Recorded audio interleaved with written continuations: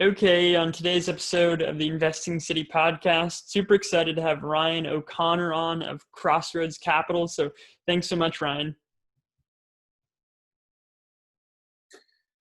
Pleasure, buddy. Appreciate it. Thank you for having me. Awesome. So why don't we start with a little bit of background? You have an amazing story of how you first got interested in investing. I'd love for you to share it. Sure. We're trying to think there's a lot of family stories here that are always fun to talk about. There's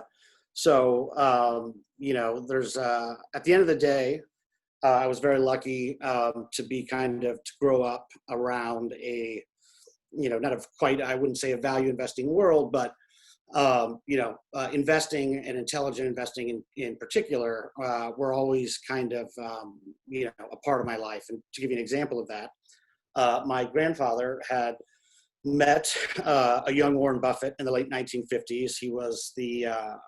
He became a local legend he worked for IBM at the time, but for being the first person to be able to sell Buffett a typewriter, which, he was even then legendarily tight with his wallet. So they became, that was the genesis of the relationship. And he ended up being the original or one of the last LPs in the original Buffett partnership. So tons of obviously that was a very wise decision in retrospect, but in the moment, and if you ever want to get a feel for the difference between an analogy on the difference between optics and reality, my dad says he can still remember coming home and sitting down at the dinner table with my grandmother, and they would go on to have 10 kids.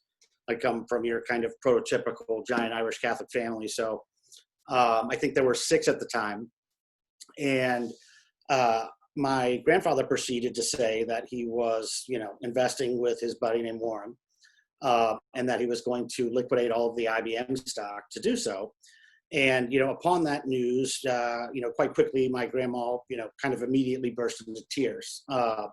The reasons why are, kind of self-explanatory, but Warren who, and remember that, in the late 1950s, IBM was technology. It would go on to have a, very illustrious future next 50 years. But the idea that you would sell you'd have your life savings and, say Apple and Google of today, and that, it was a wise or, there was any type of foresight to, ringing that register and investing with some nobody, that lived a few blocks away was, didn't necessarily sound wise at the time. So obviously, things worked out a little better than she had feared. There's no reason to feel bad for her, but at the end of the day, that kind of kickstarted a journey, both, not only within my grandfather, but, it was kind of that moment that changed the arc of my family's, from that moment on, it was never, that kind of permanently changed everything and opened up a new world of opportunity that is quite remarkable. And, has, from the beginning kind of always inspired me. But, so when I was little, I would get, an endless string of value investing metaphors. The acre grows into the acorn grows into the tree. And, when I was 10, I got a copy of The Richest Man in Babylon. My grandfather was always, reciting the Rule of 72. And, he kind of fell in love with investing at the time as well. He actually took Buffett's classes at UNO, which is the University of Omaha, or Nebraska at Omaha. And I think that was in part what sparked the boldness of the move. When you're sitting in a class and Warren's, sitting there and basically outlining a business, let's say company X that trades at $5 a share, that's earning $2.50, per share a year. And so, 2.5 times earnings. And, this company also has an investment portfolio that's worth $20 a share that could be liquidated and essentially paid out to shareholders. you don't necessarily have to be Einstein, or understand elegant math to, see the opportunity there. And I think that, Buffett's simplicity and, one of his gifts, even before Toastmasters, was to kind of narrow down seemingly complex or intimidating topics into very kind of bite-sized chunks of, kind of lightning bolts of truth, small nuggets of wisdom that, basically anyone can understand. And so that kind of, gave him the wherewithal and the conviction to not only kind of bet big on Warren, but, more importantly, the wisdom to stick with him over time. I mean, in my business, for most people, like with the rise of indexation, I have complicated feelings, with that, in a certain respect, or at least, whether there's a paradox of thrift there and you really can't have too much of a good thing. But for most people, I think indexing, especially at this time, was a very good idea. Where was I at? I just lost my train of thought. Where was I going before this? Why did I just go off? Just talking about how, like, the reason why your grandfather was like obviously bullish on Warren Buffett himself. He had like an amazing. Oh, yeah. Now, okay. Yeah, here it goes. So, the indexing thing. So, whether you should go with active management or, an indexing approach is, fairly, it will determine whether, you're willing to kind of put the work in and understand what you own. And, if not, that's fine, go the indexing approach. But even when you find, say you're, an allocator or someone out there, besides the difficulty of finding someone like a young Buffett, even if you manage to be lucky enough to find them, the probability that you will stick with them, over a lifetime, is incredibly low. And so even when you hit the jackpot, most of the time, the way it ends up working out is, very few people end up kind of harnessing and realizing the full impact of, being able to find someone that has the right temperament and, skill sets to deliver kind of sustainable alpha. And so, I can remember being in high school and, riding with my, actually, no, this was probably college, but we were riding somewhere and, it just kind of hit me. I know it was in college because I was interning at Smith Barney at the time. And my question was, Grandpa, obviously, by, I don't know, call it the early 70s, as he, when Buffett shut down the partnership and, offered his investors whether they would have, do you want cash or do you want to roll your interest into Berkshire? He chose Berkshire, thankfully, and, kind of never left. I mean, the vast majority, almost every dime he had was invested with Warren until I think it was shortly after he rolled into Berkshire. I think Warren had advised him to put some money with Sequoia. But, with the exception of Buffett, saying, if you want to diversify or put some money in here, he never, I just found that absolutely remarkable, especially given by, the early 70s, my grandfather kind of grown quite wealthy. And, working at Smith Barney at the time, I'm just thinking, of how all these bloodsuckers calling him, trying to get him to sit down and saying, oh, it's dangerous to have one, like the sheer Herculean discipline and will to ignore basically decades of being constantly called upon to do this or that, or, that just kind of blew me away. And, it's funny, I'll never forget his response. He just looked at me and said, Ryan, if you knew Warren, you wouldn't ask that question, and that was basically it. I was hoping, maybe he would dive deeper into the, elaboration, but I think that was intentional. And so anyhow, from, being able to witness, for example, my grandfather was a very large donor to Catholic schooling his entire life. And, one of the many kind of blessings that he was able to provide for my family was he basically paid for, and I have like 62 first cousins. So, this is a, very, very large family by this time. They had, he decided to pay for, all of our private schooling, from first grade, through first through eighth, through high school. If we decided to go to Catholic college, he would do it.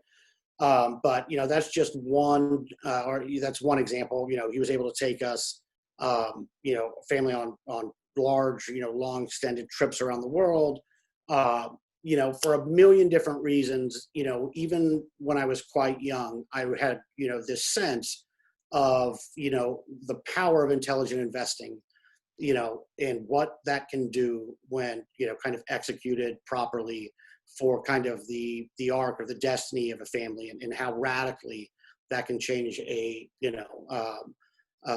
family's, situation, and what can become possible. So that was, what really kind of broke the mold for me, and why, from, certainly kind of mid high school on, I didn't know exactly what I wanted to do, but I knew it had to, I wanted it to have something to do with investing, and that kind of love, grew over time. And by the time I was, we're getting ready to get out of college, and, I remember, I think it was 21 or 22 when I read You Can Be a Stock Market Genius. That was when I kind of fell in love with it, and I was done. That's when I started reading 5 hours a day. I had a girlfriend break up with me for reading. I might be one of the few people on the planet that has experienced jealousy over books, which now is funny. It wasn't so funny at the time, but that's kind of the prime mover, the primary driver of kind of the path that I find myself on today, or at least the genesis of it. So it was a very long-winded answer, but that's basically it. Yeah, thanks so much for sharing that story. Like you say, I mean, just the ability for your grandfather to stick with Buffett all those years is honestly amazing. And yeah, just thanks for sharing that. So let's kind of shift gears to talk about you and Crossroads. So tell us a little bit about your philosophy. And before hopping on this, you talked about how seeking out disconfirmatory evidence is really an important part of your process. So I'd love for you to just dive into that a little bit. Sure. So I'll take the last question last, because I think that'll lead into the discussion as far as the idea here. But so Crossroads Capital is a kind of a boutique, value-oriented investment firm in Kansas City, flyover country, as my friends on the coast like to call it. That is, we run a very conservative and opportunistic fund that is modeled on Buffett's original partnership. That was one thing that was very cool about the relationship we just discussed, is I actually had copies of those original letters, quite a long time, before they kind of became, generally ubiquitous on the internet. But one of the kind of defining characteristics of that is, everyone knows, the grandfatherly, poster boy buy and holder that, Buffett is generally known for today. What people don't know is that, when he was, kind of pushing that snowball, down the mountain, kind of the foundation that would lead to, everything else, was his partnership, that he started in the late 50s. And that, the way he managed money, under that, he basically managed money under a different framework, that is certainly not at odds. Principally, it's perfectly aligned, but it was a very different thing than, what, he is generally thought of and known for today in terms of the popular imagination. So, I guess to kind of break down, what that means is, we have, primarily two buckets, within the fund. And so, think about, from a risk management perspective, there's the fundamental security analysis bottom up, at the individual security level. And then there is portfolio structuring, which is, how the, individual pieces of the puzzle work together as a whole. And I think there's a kind of a fine art to doing them both right, that, is very, very powerful, if properly executed. So, these two buckets, Buffett referred to them as generals and workouts, but in kind of today's language, to think of them as kind of compounders and special situations. And, I think the beauty and the elegance of the Buffett LP model, and I think when you take a look and you study his, that period of his career, and notably this is the period where his margin of outperformance relative to the benchmarks, even though benchmarks, wouldn't actually exist, for another 20 years. I think it was 1975 when Bogle started Vanguard. He managed to never, suffer a down year. And, I think when you really kind of peel back the onion and you think through the strategic way in which he managed money, that outcome, that tremendous performance, the ability to make money year in, year out, becomes a lot more understandable. I mean, in this business, there is some amount of luck that we all benefit from our fair share of it over time. And, there are points and times when we are unlucky, but, when you really peel the onion back, I think what you discover is, by and large, Buffett made money for the right reasons. He, certainly had his fair share of luck and kind of unforeseen kicks to the balls. But, at the end of the day, I think that the outcome of that track record was, very much a function, not of luck or randomness, but of the, strategic manner in which, he ran his, his and his partner's money. And so, what does that mean? So, to talk about, for example, his ability, the fact that the fund never lost money, never had a down year. And Buffett never promised that, but, he did when he kind of laid out the yardsticks for how his investors should judge him. He was very, almost to an obnoxious degree, focused on, basically laying out, one promise, which was, while he expected to underperform in bull markets, that he did expect to outperform in down markets. And, obviously, we could go through the math of compounding, or the, rule number one, see rule number two, don't lose money. But, when you dig deeper into this, it made a lot of sense. The explicit reason why he kind of set this yardstick was his investors was because the special situation side of the portfolio or his workouts were scenarios or investments that were shorter duration. They would turn over faster, but, basically in every scenario, he knew, there was an event in the future where he could expect to make money under a defined it's not only how much he was going to make, but specifically when. And so, the simplest explanation would be something like merger arbitrage. If we're in February or March of, this year, and you're looking at a very large, well-capitalized business is trying to acquire a smaller player, and the financing is locked up. The strategic acquisition route makes a ton of sense.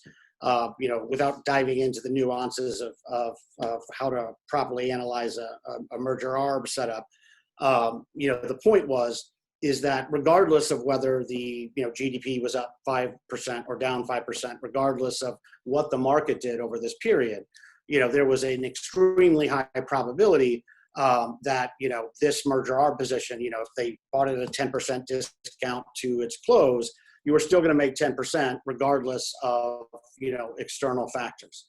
And so naturally, if you have devoted, say, half your portfolio to these special situations, they are it's kind of common sense that they're going to hold up a lot better. Spreads might blow out in the merger arbitrage situation, but they're going to hold up a lot better than the general market, therefore leading him to, it allowed him to preserve capital. It cost him in raging bull markets, but it gave him, a very powerful weapon to not only avoid downside, but because of the fact that they turn over faster in the portfolio and they're shorter duration, he would have, Klarman calls this super cash, where, certain, buckets within his special situation basket, it's not quite an investment, it's not quite cash, but, you're going to have that money come back to you to kind of put to work during, when there's blood in the streets. Or my personal favorite is the French version, which is,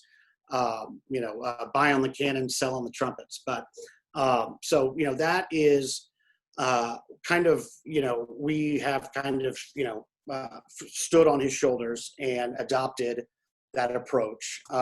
And, obviously we don't attempt to, directly mimic it. We do our own thing, but philosophically in principle, we, agree with that kind of portfolio structuring approach. And I think we've been able to evolve it and execute it pretty well. And, unsurprisingly, it has delivered as promised. So that's, when you think about it, the million, value-orientated hedge funds out there, that is one element that I think separates what we do from, kind of the more conventional approaches that you're going to find in, traditional actively managed equity vehicles, if that makes sense. So is that good? Did I answer the question? That's great. So I'd love to sort of just jump right into an idea that you wrote up in your annual letter last year and you did a deep dive on, and I'll let you take the stage, but I'll post it on the show notes. Okay, wonderful. Yeah, so most people, it seems kind of crazy to write a 70-page letter on a single name, but one, at the time when we were building our position in Q4 of 2018 and first quarter of 2019, we made it a very large stake. I think at cost, it was right around 25%, if memory serves. And so, if you're gonna, pull out the big bat and swing away, I figure the least I can do, if our roles were reversed and I was looking at my client, or my, money manager, they deserve a full explanation of why we decided to kind of bet big, with such high conviction. So believe it or not, I think the original draft was like 205 pages, and my director of operations, Justin Weiss, we fought tooth and nail. I think we brought it down to 70 pages or whatnot, but he was wonderfully helpful in kind of zeroing in on the things that I think were kind of fundamental and helped me tighten it up a little bit. As most of the people that know me, I can tend to be verbose and long-winded. So in a million ways, he helped me cut it down. But anyhow, that, and it was such a radical departure from the consensus kind of status quo of the way not only kind of investors in general viewed the business, but certainly the sell side. I mean, I have never in my, in nearly a 20-year career seen such gross incompetence, universally across, a name with respect to the sell side in my life, which, that's the type of thing that,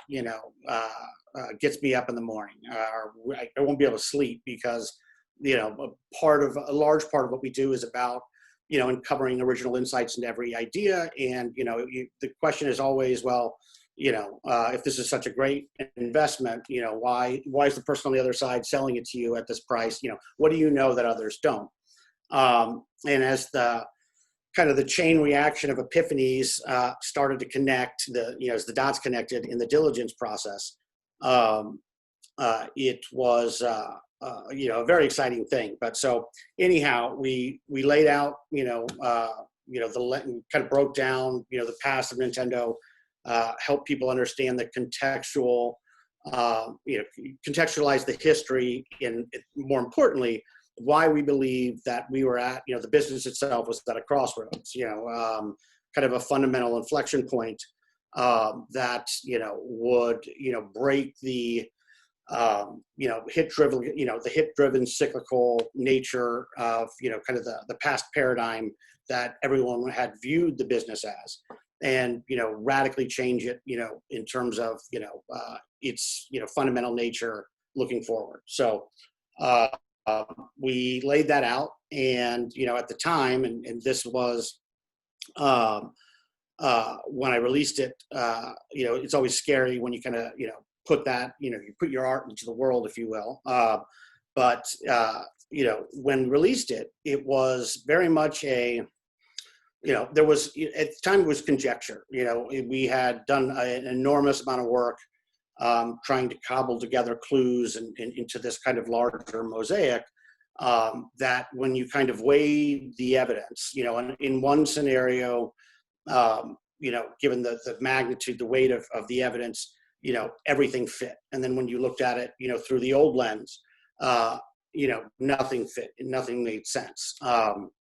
And so, for that reason and more, we kind of took a big stand, a line in the sand, which, it's like, kind of the idea, Babe Ruth kind of pointed to the fence, for the home run. That was kind of the idea. I wanted to get it out there, lay out the fundamental case, how, even if we're wrong, given, the extreme nature of the valuation discount, that, under any reasonable future scenario, we're likely to get our money back. But, if I was right, the impact, certainly on the share price would be very, very transformational. So, we fast forward to today, and what was, once kind of, mere conjecture, I think very, thoughtfully, a very thoughtfully constructed mosaic, but, it was still ultimately conjecture. As we sit here now, towards the end of 2020, it's, basically objective fact, and not just in one area, but in multiple. And so that was interesting. I mean, we had kind of briefly talked about before this about the big Bloomberg piece that was, recently run, where the kind of the top correspondent of Japan's Bloomberg office had done. I want to say it was probably 3 or 4 weeks of work, but this wasn't a, something put together over a weekend where, he called two guys and, needed to get some form of content out there. He really did the work to talk to a lot of people and kind of understand kind of the conflicting visions of the bulls and the bears. And so, one thing that was fun about it was, I think he frames the larger question, between the bulls and the bears, and draws a clear line in the sand that I think was the right line to draw, that, will determine kind of who's right and who's wrong. And this kind of goes back to your, now I remember the second part of your question, apologies, but, the search, and the, it's very, very important to, remain ever vigilant, and, not only just against risk, but, to realize and really try and internalize not only your own biases, but, to check yourself, to, as Burry would say, check your premise, to not get, cute with it, to realize that, even when, it makes all sense, just because something makes sense doesn't mean, that it's true or that it's right. But, that was, basically seeking out this confirmatory evidence is at the heart of what we do. And so when I released the letter, the, part of the, idea of going that deep and kind of laying it out to the world was, basically to seek out the world's bears and have them come with their best, kind of try and pull our pants down to poke holes in everything we do, or in the thesis kind of writ large. And, that was, always, if we're wrong, I want to know, there's no, I don't want to be, I don't care about being right. I just want to make money at the end of the day. And so, one, it was great. We got a lot of thoughtful pushback. But, one thing that, the defining kind of feature of, the last year and a half of put and takes between various people, long and short, Nintendo, has been that, there's really no, um, I have not come across, certainly in the last 6 months, a bear argument that's even remotely coherent if you're close, to, I'd say the present reality. And so that's what kind of makes the Bloomberg piece, and I know I sent it to you and you read it, kind of an interesting discussion point, because at the end of the day, they had two quote unquote bears. I think Matthew Ball, who I don't agree with everything he writes, but I thoroughly enjoy his work. And, the truth is I enjoy the Jeffrey Zanis, the tool. He's done great work in the past. But, I'm not so sure I would call Matthew Ball a bear. I think he, does view Nintendo through a lens that is at the margin incorrect. I don't think he quite sees what I see. But a tool, the kind of the primary pushback provided in the letter itself, I think it is objectively, I think it takes about 2 seconds to realize how wrong it is. And so, the basic gist of the article was, Nintendo was creating it was at a pivotal crossroads. It's turned its flagship Switch into kind of a perpetual gaming platform that will break free of the industry's kind of Achilles heel, which is the traditional boom bust cycle.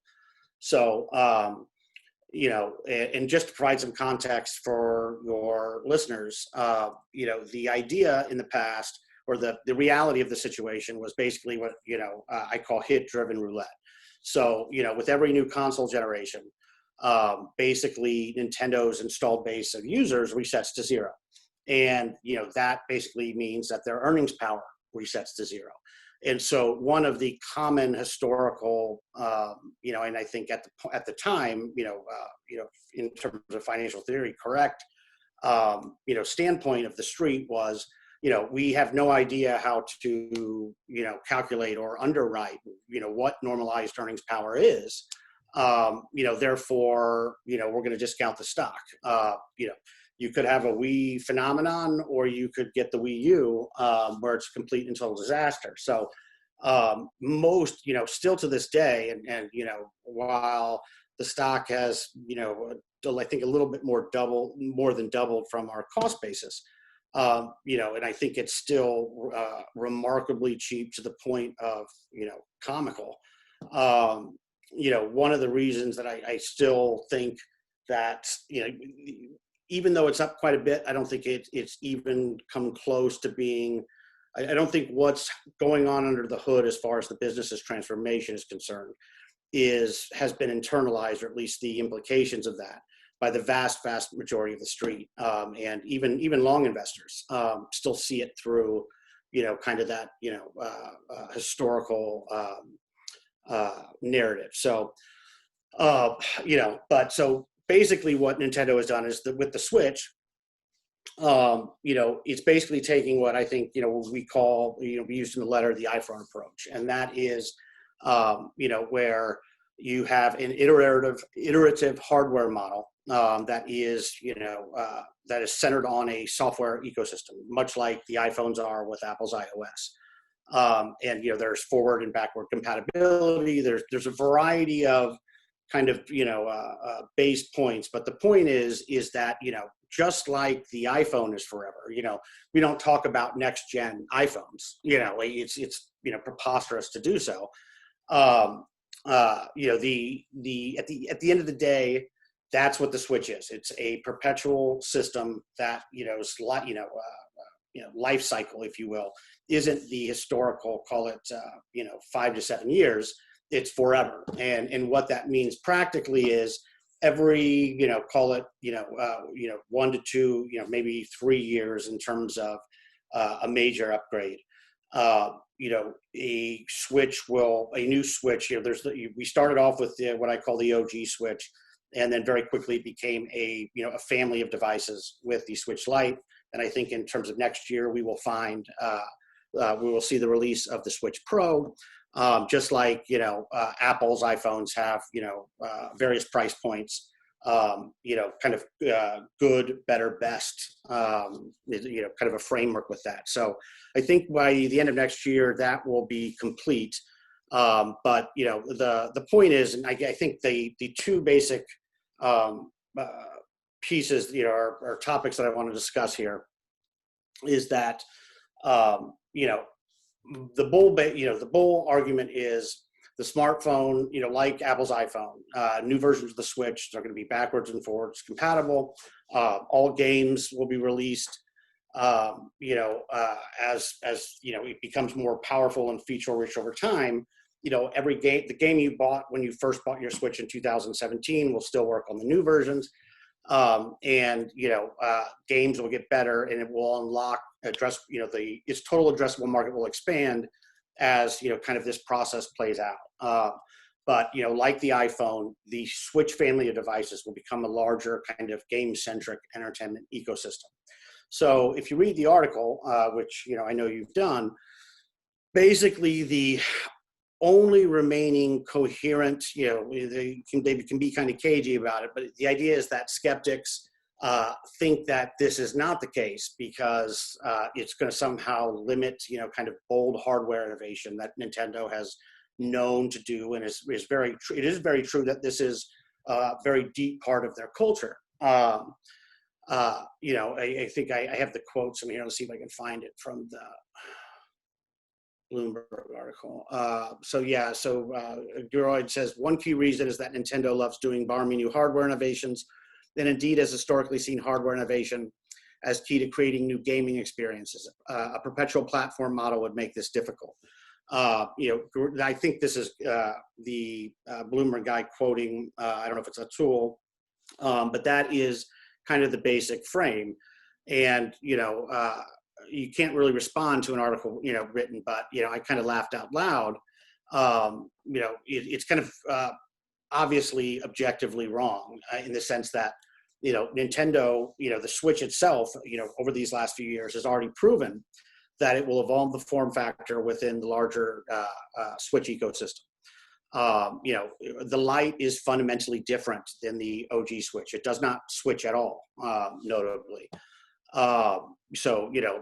That is hardware innovation, kind of by definition. It had it's smaller. There's various portions. Even the OG Switch got a iterative upgrade that came with a more efficient chip and longer battery life.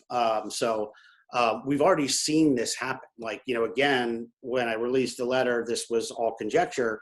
Why would Nintendo add, 2-3 years in, start to add, these annual incremental improvements into their systems?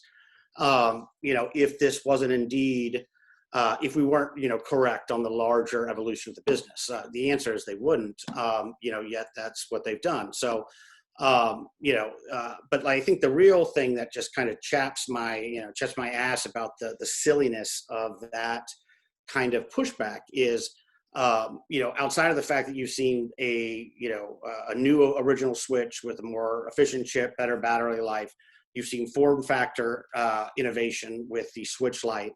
But there is a variety of other concrete examples that kind of blow this idea that they're going to be somehow restrained out of the water. I mean, you have Labo, which is the kind of the cardboard things made for little kids that interact with the Switch. You have the just recently released Mario Kart Live phenomenon, which you get a little Mario car that uses AR technology.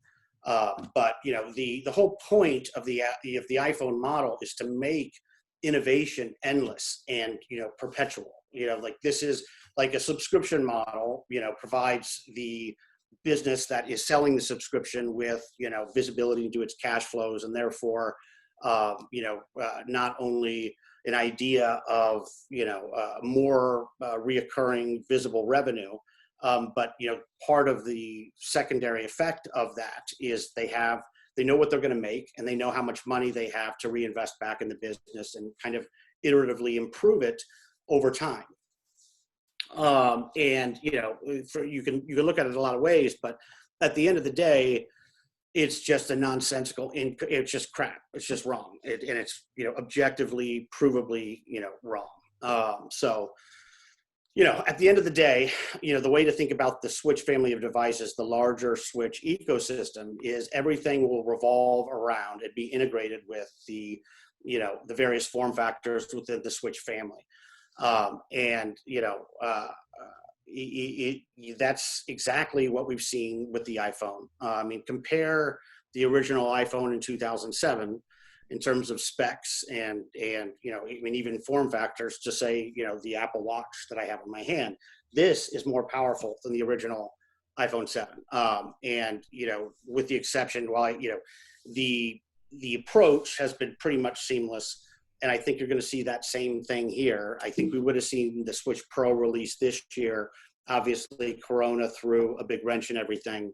It's been a wonderful thing for the business, kind of writ large. The second pillar of, I think the core Nintendo thesis is the ongoing digitization of sales, and using hardware as a recurring revenue center. The mix of games, while both publishers and even other console makers like Sony and Microsoft, their percentage of digital revenues to physical, is we'll call it on average between 50 and 75% and going higher. I think if there's one thing we know, all forms of physical media will eventually go away. Just to use a couple kind of common sense examples, when was the last time you bought a DVD? Or better yet, when was the last time you bought a CD? Or better yet, is the computer you're using, does it have a disk drive, that you can even play a CD or something like that? But that alone, I remember when we were buying heavily into the sell-off in March, because it became very clear how powerfully positive, a self-quarantined world would be for not just Nintendo's bottom line, but in terms of pulling forward, the adoption of digital sales. I think that's exactly what you've seen, and I think that's what you'll continue to see. A lot of times people think, oh, well, people are bored, stuck at home. They couldn't go out and buy physical games at, the local Target.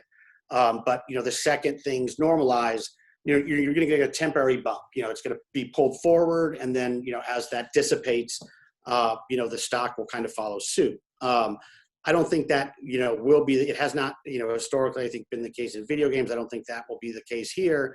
But to give you an analogy, for example, I assume you maybe watch a fair amount of Netflix. But, once you have gone from, a commercial-based TV where, now it's like every 2 minutes there's a commercial, because I think it's the way the model's breaking is becoming almost obnoxiously painful to just the average person watching it. Shows that are an hour long, or they used to be 50 minutes, now they're 35, because they have to make up, the differences by, generating more ad revenue. But once you have gotten used to kind of commercial-free TV, the idea that you're going to ever go back to watching, traditional linear ad-supported TV, I can't even do it. It drives me bonkers, to basically go back the old way. And it's the same with, digital video games. Maybe 20 years ago there was a different thing, but, besides attitudes changing remarkably, the fact is, why go to the, all the time, cost and expense of waiting, say a new game comes out, any place is going to have a limited supply. You can, show up at 10 a.m. that day to make sure you get one of those copies. There's just a variety of reasons why, simply picking up your Switch, going to the eShop, buying the game, downloading it, and then when the game comes out, you wake up, at 8 a.m. the day it comes out, it's already downloaded on your game, or on the Switch. But, the point is, it's a fundamentally superior way to purchase video games. Outside of the fact, from the consumer value standpoint, it's just a much better way, irrespective of the kind of step change and profound impact to Nintendo's financials. But so you put those two things together, you have the the transformation of the dedicated console segment into a iterative hardware model, centered on a software ecosystem that will be perpetual. And then you have the secular digitization of physical game sales, and software in particular, which is the primary driver of Nintendo's earnings power. So let's see if there was, I think I took some notes here to, where are they? So a couple other points that I might as well mention to kind of point to the truth of our thesis and the weakness of the remaining kind of stools in the bear case. But recently management dropped. This is in reference to their Nintendo accounts. But noticed there was a slide that said, basically it had a reference to the next console that would come out, and it had it's a 2000XX. Well, you should say 202. If this was a traditional hardware cycle, it should have a 202X. So I kind of love Nintendo the way it trolls shareholders. And there's 4 or 5 different examples of where it basically comes out and says, hey guys, we're the iPhone of video games, but it's coy in a way that it comes just up to the line and then frustratingly doesn't say it or announce it to the world, which people, it drives people wild, and I understand why it's frustrating, but the opportunity wouldn't exist if it wasn't there. So in some ways I am fine with Nintendo's refusal to kind of just come out and speak plain, simple common sense. Another thing to keep in mind, why would the Switch, when you think about the next gen, the PS5 and, Microsoft's new system, these are based on, very complicated, call it proprietary hardware and software. Why would Nintendo choose, mobile architecture for the Switch? Why would they consolidate their developers? I mean, for 40 years, they had developers that were dedicated to their portable segments. The 3DS is the most recent one. And, their home entertainment systems, their home consoles. So you just think about the clues and add them up. You have the mobile architecture. You have, the integration of a form factor that is both handheld, home entertainment and portable.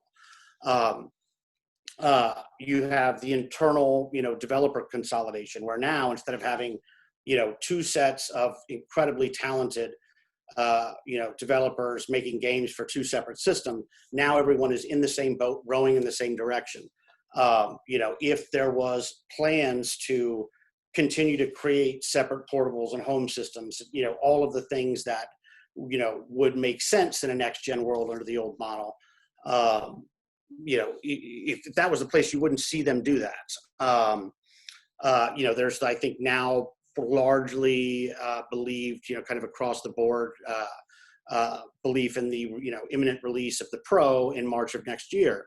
Nintendo moved to, the standardized processors. Is the fact that you have Nintendo using standardized processors, and this kind of goes into the mobile architecture thing. That's kind of hit you in the face indication that they are, mimicking the Apple approach.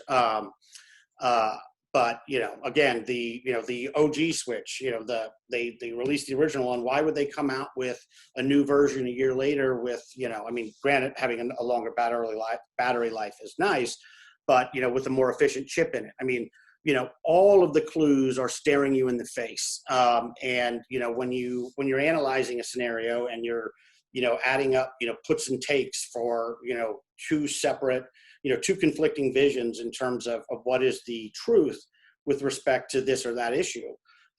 When you see, all of the empirical evidence and, call it green shoots that are sprouting up everywhere, all line up on one side, and, literally 0 end up on the other, your listeners can decide, but there's just no, there hasn't been any incremental news flow or any reason whatsoever to doubt, kind of the thesis, which brings us kind of full circle back to your question on disconfirmatory evidence. At the end of the day, if, the future's uncertain, Nintendo's Nintendo, anything can happen. But, as far as, the kind of the relentless search, even when I'm fairly certain at this point that we are not just right, but right in a big way, that doesn't mean that I'm not always, kind of sleeping with one eye open, paranoid that I might be wrong. At this point in time, I can't even find a coherent, bare, view that isn't kind of, I think, objectively disprovable pretty quickly. So that's kind of exciting. Nintendo's doubled. It's still we've never sold a share. In fact, we bought more in the beginning of this year. And while it's up 100%, this is not hard analytical work to kind of, especially if you're an analyst, to kind of build your own very simple bottom-up model, where on one side you have the dedicated console segment and basically what its kind of, we'll call it steady state earnings power will be if it can build up a perpetual installed base of, call it somewhere between 100 and 150 million users at maturity. And then you have the impact of the ongoing digitization of sales, through digital subscriptions, downloadable content, and, the software mix shift from physical cartridges towards games you download at home. So you add those two things together, and despite the stock being up 100%, you realize that, we're not even, I think it is relatively reasonable, probable, or certainly possible, if not probable, that over the next, call it 36 months or so, you could see Nintendo, double or triple again, and continue to head higher from there. And I think that, once people, the second I start to hear, that sounds crazy to a lot of people that see the business through the, the old model. I mean, the bear in the Bloomberg article, I almost feel bad for him in, how epically bad of a call that is. But if I'm wrong, then, I think the stock still has quite a bit of upside. If I'm correct, we haven't seen anything yet. So that's kind of exciting. Yeah, thanks for going into that. Super interesting, and just in terms of, this transformation of the business model. And so really appreciate that. So one quick question that I'm curious about is like, what piece of evidence would you have to see where you would actually change your mind? Like what sort of things would have to happen for you to take a 180 on this? Because you've dove so deep into it. Oh my God, there were a lot. If we wouldn't have seen the light be released, if one of the things that I was looking for, is specifically to see. I mean, it's one thing for Nintendo to broadly copy the iPhone model, the iterative hardware model, which by that I mean say we release.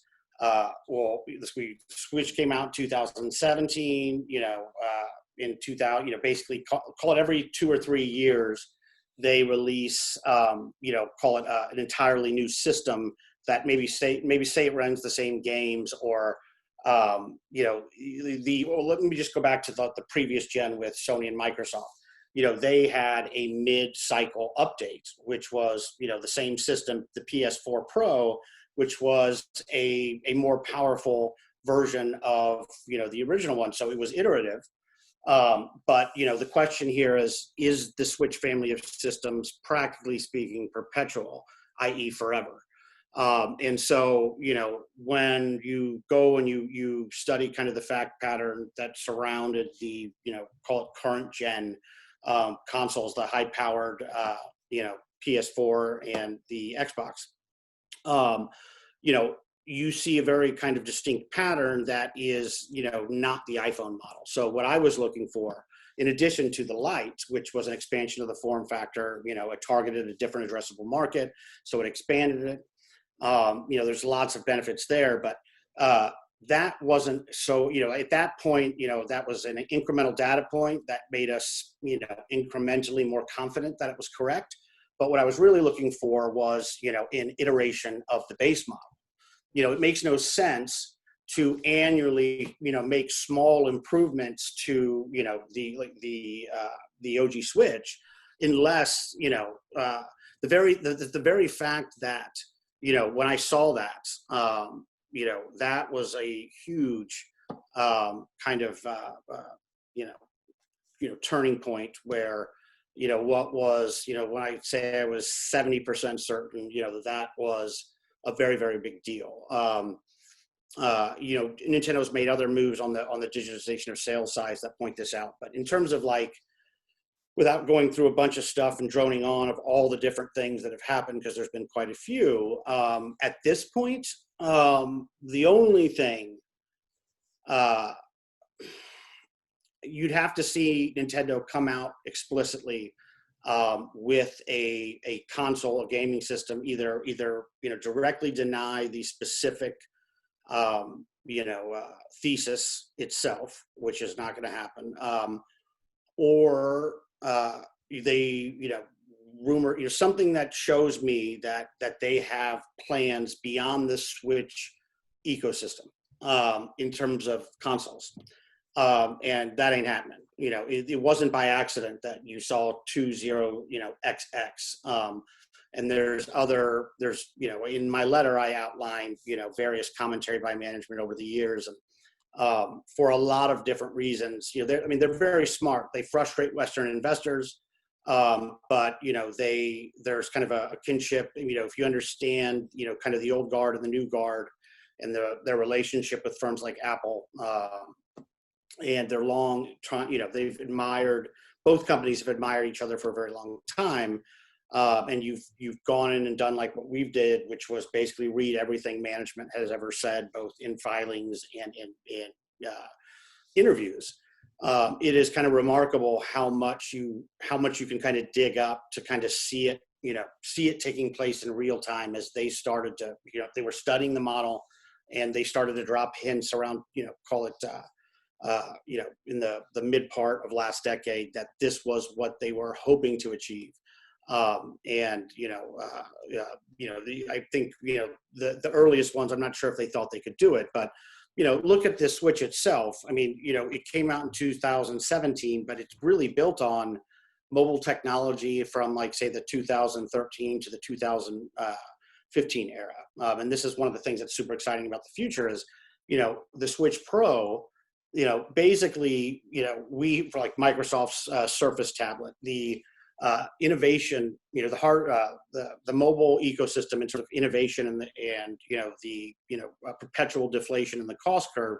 If you use current technology that's already on shelves now, the Switch Pro will be materially more powerful than even the graphically and the higher powered system. So there's a lot of different ways in which you can put all the pieces together here, but at the end of the day, I just this sounds terrible, and I will always keep my eyes open, but I don't really know, given what has already been proven, what could make me think how you could unwind the strategic initiatives that have already come together. So who knows? We'll see.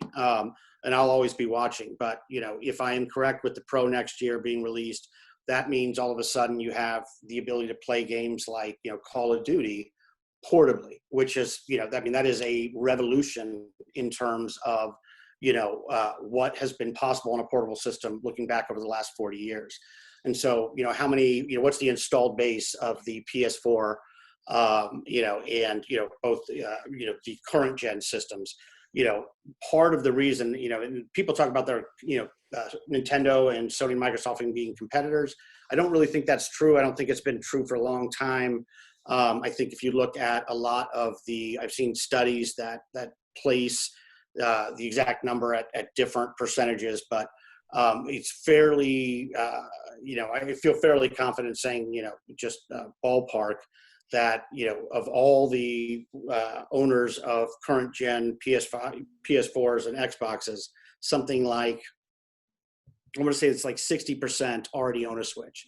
But, that other 40% with the release of the Pro, the guy, Call of Duty, I could go through 10 franchises that, for the first time ever, come the beginning of next year, Nintendo and the developers of these games will be able to create faithful renditions of these games that will play portably. There's quite a few AAA, titles from major publishers that have been released on the current OG Switch that some of them are better. I think, the Mortal Kombat 11 is pretty remarkably good, but, there's some just atrociously bad ones. And one of the reasons you haven't seen these developers make the game for the OG Switch is because, while they could do it, it'd be a sad shadow of what the actual game is.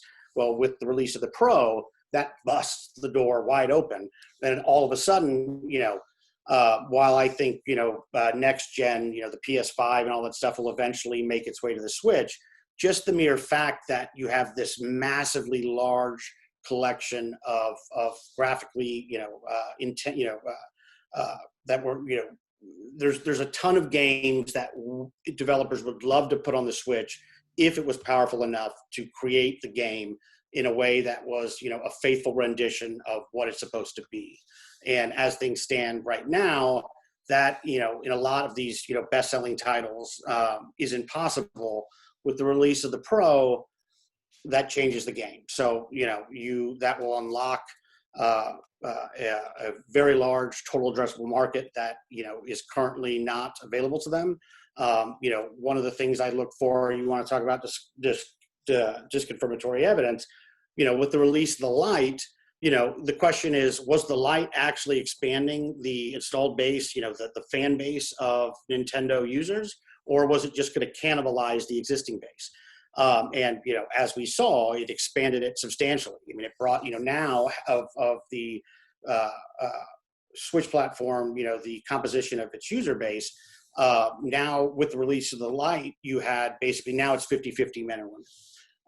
And, there's other ways, there's the creation of multi-Switch homes. But, the point is that with the release of the Pro, it will unlock a huge kind of latent demand driver that, there's, kind of just a truly massive amount of people that would have a Switch if they could play the games they play on it on the go that have not been able to play them. And, so there's going to be a very big kind of 1-2 punch dynamic here. You're going to have a new and improved, kind of next gen Switch Pro release, which, I think they're going to release it with Breath of the Wild 2, which is the Zelda franchise. Just based on that alone, I think half the installed base will upgrade. So, you could see an incremental 25 million in unit sales just from people, that, want, the newest and latest and greatest, just like people do with iPhones. And, new players that have traditionally played on, higher powered systems coming over to Nintendo for the first time. And then the other kind of the other punch, the knockout is the flood of AAA developers that have been constrained or, would not be able to port their best games to the Nintendo systems because they weren't powerful enough to run them. Looking into next year, they're going to have a whole new world as the base grows to create games for. So developers want, to make games for very, systems with very large installed bases, and they especially want to make games for ecosystems that are perpetual. Just look at why, Apple has such a dramatic lead, in terms of developer interest over Android. It's, because Android is fractured and, not perpetual. But anyhow, I think, those two things come together and, sparks should fly. Yeah. Certainly related to Nintendo's, finances. So super interesting. we'll see. Wow, we'll be looking forward to the Pro release. but don't want to take up too much more of your time, Ryan. So closing question I have for everyone is, are there any daily habits you have that have contributed to your success? Oh yeah. Wow. Lots of good and bad ones. I think ultimately, the thing that makes, the most difference is, and I'll just crib one of Munger's kind of, endless gems, but, the willingness to, one, read intensely and to make it a consistent, habit day in, day out. With the idea of just trying to go to bed a little smarter, every night, wake up a little smarter than you were the night before.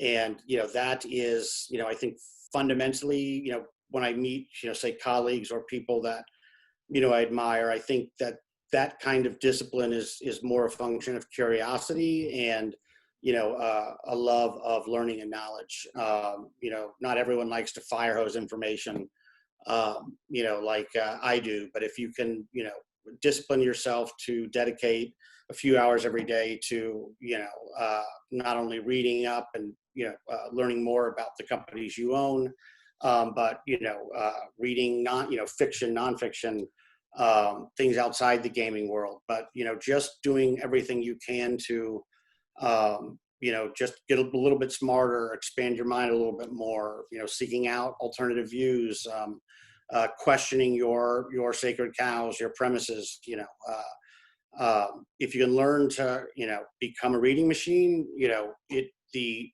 cumulative impact that will have on your life over time will be profound. I know that for certain. Yeah, totally. And it shows, Ryan. So I think that's a great way to end this one. Thanks so much for coming on. Right on, buddy. Thank you very much. Appreciate it.